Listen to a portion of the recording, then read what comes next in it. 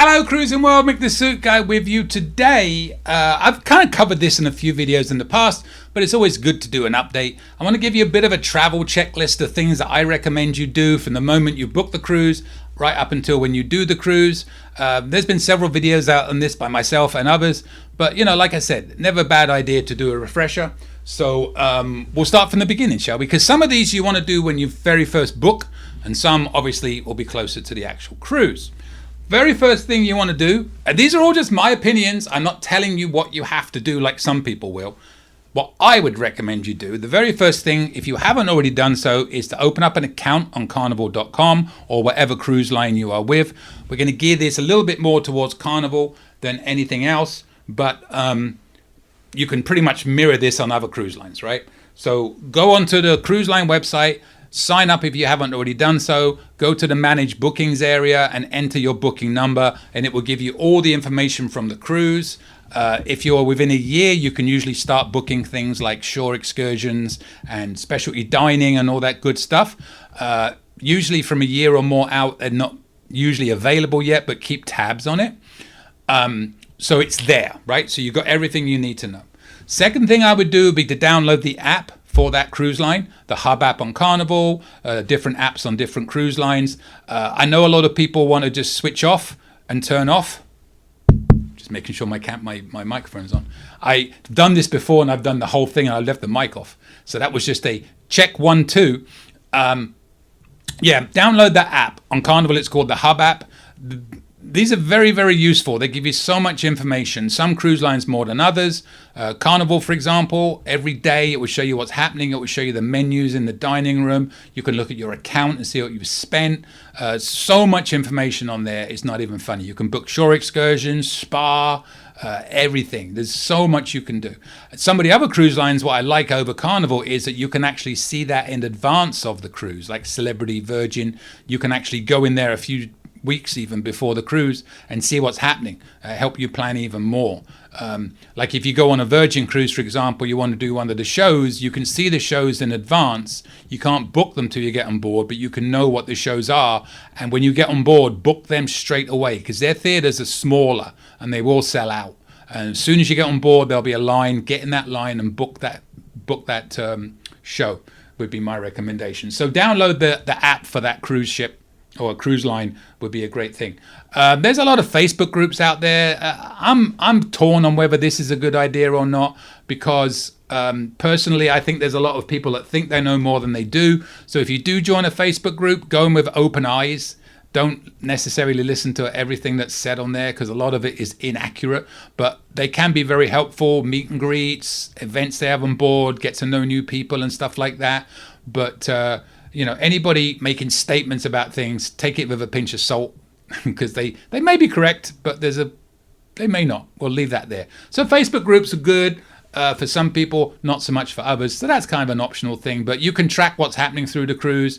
Sometimes you'll get shore excursion ideas that other people are doing. Remember, you don't have to do excursions through the ship, no matter what the ship says. You will get back to the ship on time. The only way you will miss the ship is if you plan poorly.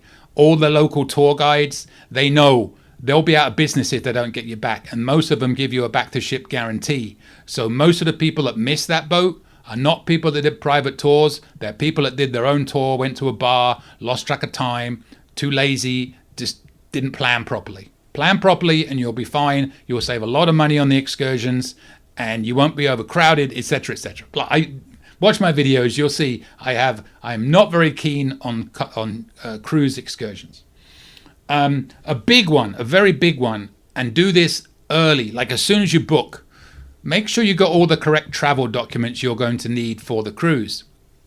Now, don't go on YouTube and do a YouTube search, what travel documents do I need? I wouldn't trust it. I'm not going to tell you what travel documents you need. I always do the same thing. Whenever my clients ask me what travel documents do I need, I go straight to the website of that cruise line. I go to the FAQ. I copy paste the travel document requirements and I send it to them because that is the Bible, as it were.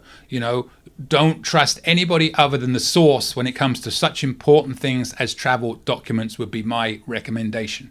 Obviously I know things like the passport needs to be valid for 6 months after, but there's a lot of in and out questions you don't know. The FAQs on these cruise lines websites are very, very good, detailed and helpful, and you can find a lot of information, not just on travel documents on those. If you want to know what you can and can't bring, can you bring sodas on board? Can you bring, what can you it has to be cans or bottles, etc.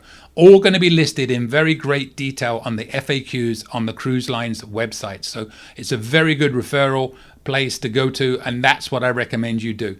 Don't go on Facebook and ask a question in your group, can I do this? Because the chance of you getting a 100% accurate answer is very minimal. Very minimal. 100% accurate answer on the website of the cruise line. Online check-in. You can do it. By the way, I'm referring to some notes I have here. Online check-in, don't forget, you can do that 2 weeks or 16 days before, depending on your status. If you are a blue, red, or gold card holder, typically that's going to be 14 days before. If you're platinum, diamond, suites, and I believe faster to the fun as well, 16 days before. Remember, that's midnight Eastern. So if you're on the West Coast, you can do it 9 p.m., 15 or 17 days before, depending on your status. If you're diamond, platinum, you're not, well, number one, you're not watching this video. Number two, you don't really need to worry about checking in dead on time, because no matter when you check in, you're going to get that priority. But put it in your calendar to do that. Do a countdown. Fun. How many days to my cruise? For me, it's like 4, because I'm going on one this Sunday, which will be completed before this video comes out. But there you go. This is something I'm told, if you have kids, you can pre-register them. I don't have kids, so you can pre-register them for clubs on a lot of these cruise lines when you do your check-in. So look for that as you do it. If you can't, then go straight to the kids clubs when you get on board and register them. They'll give you a little wristlet. All the kids have to wear a little wristlet, depending on their age group, I think it is. But again, I'm not an expert on that because I don't have children. So but a lot of people do that cruise. So make sure that you know about all the kids' activities so that you can... I was going to say dump them. I didn't mean it like that. You can drop them at the kids' club and then come and have a red stripe with me. What's more fun? I know, the kids.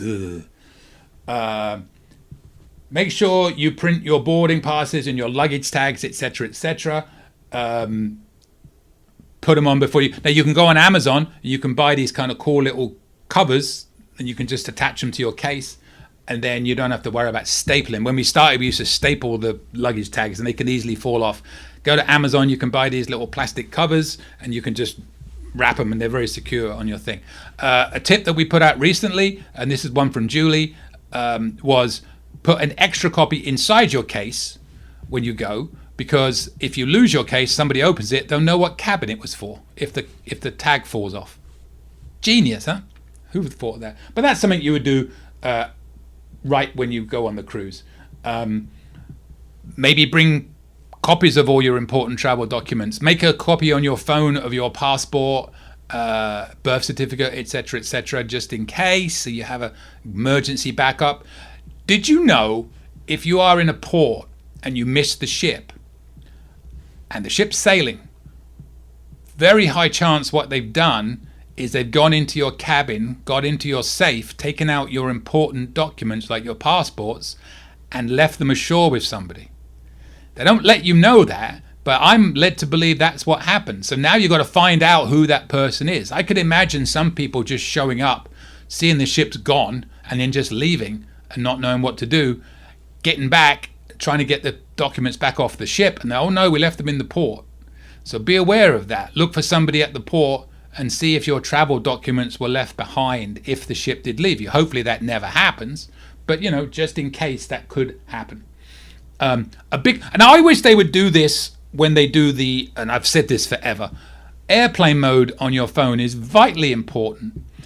I don't know why when they do the safety drill, they can't just say when they finish it, we're about to leave, come to the sail away party and make sure that your phone is in airplane mode.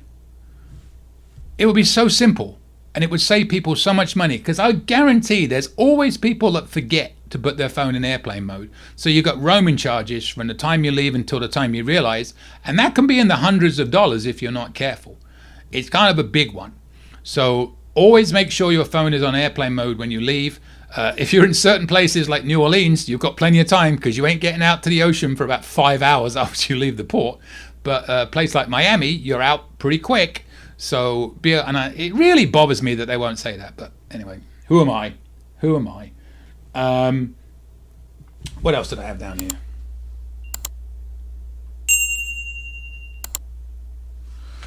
Yeah, if you have anything you're not sure of, make sure you get the answers before you leave. You got the Wi-Fi on board and everything. That should help. But Wi-Fi can be, inaccurate sometimes. It may not work all the time.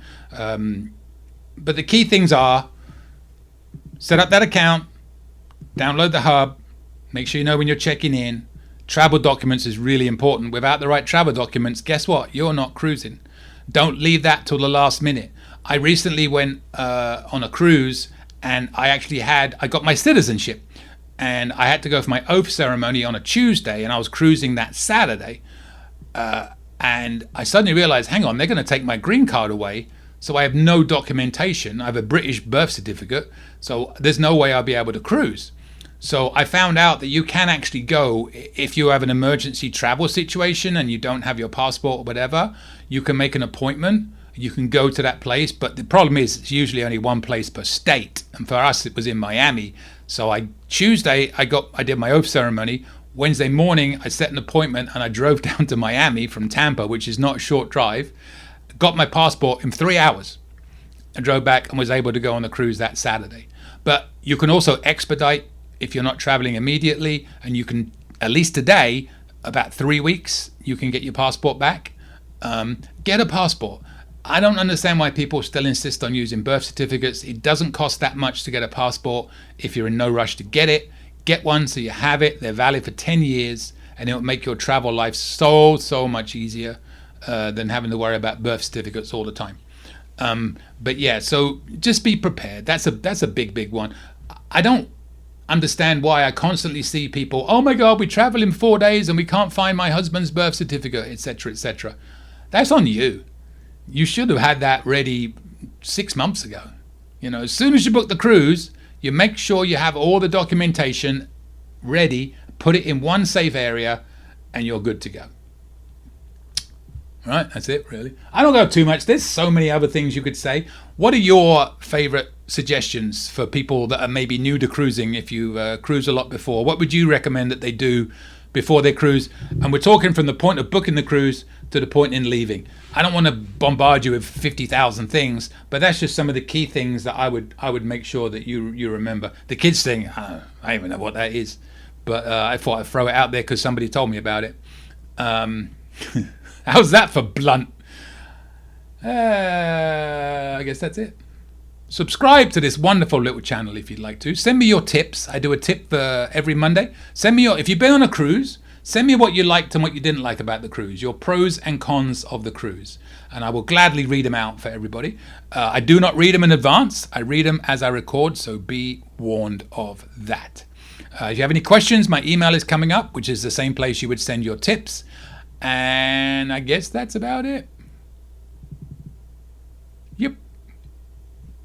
Oh, I was going to add one more thing I don't often ask on these channels. If there's something you would like me to do a video on, please let me know. Email me. Don't put it in the comments on here. They're easy to get lost. But if you'd like me to do a specific subject matter, please email me and ask me. And if I can, I will. I promise. But don't forget, every Thursday, I have enough cabins now to have a cabin video every Thursday until the end of 2026. So we're well ahead on the cabins, probably into 2027. But I can't put more out at once because you've got to have content, right? And if I put out 50 videos in one go, nobody will watch them. So there's that. But if you have any specific questions, I'm here for you. And if I don't know the answer, I usually know somebody that does. And with that, because as always, I'm waffling, I will see you later, Cruising World. Click on the links to the left and right of me. You can watch playlists, new video suggestions, and more. Any questions? Email me, cruisingsuitguy@gmail.com. And don't forget, I'm a travel agent. Email for help.